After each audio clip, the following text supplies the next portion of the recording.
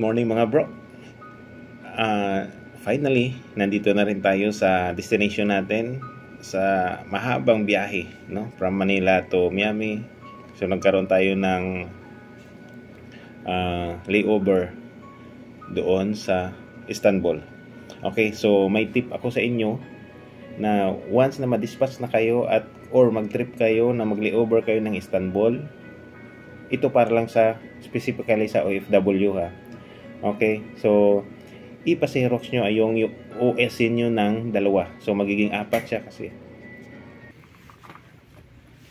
So kailangan nyo ng dalawang copy ng OS nyo kasi sa airport pala doon sa atin sa Terminal 3 nagkakaroon ng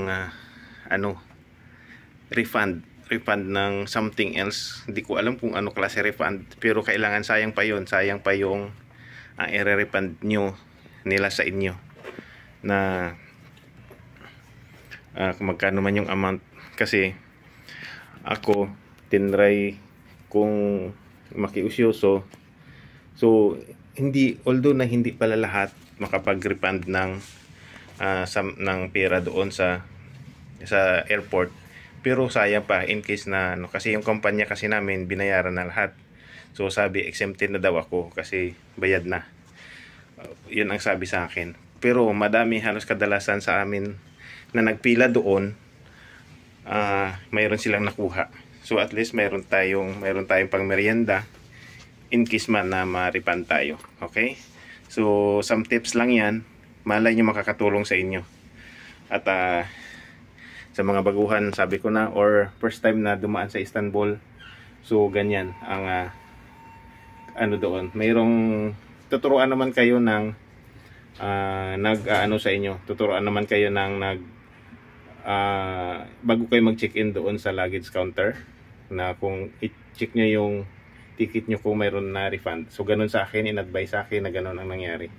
So ganun na nga. Okay. So biglang naputol yung video natin. So sabi ko, at syempre tip na rin to or info na rin to sa dadaan sa Istanbul. So maganda, napakaganda ng flow nung immigration sa Istanbul. Unlike doon sa ibang airport na sabay-sabay kayo nag-immigration, doon sa kanila hindi. Ang ginagawa nila, kung anong gate kayo bago sumakay ng eroplano, doon kayo immigration. So hindi congested yung area ng immigration nila kasi gate by gate. So madali ang immigration ng Istanbul. So maganda ang airport ng Istanbul. So first time kong dumaan doon, so kaya yun, masabi ko lang maganda.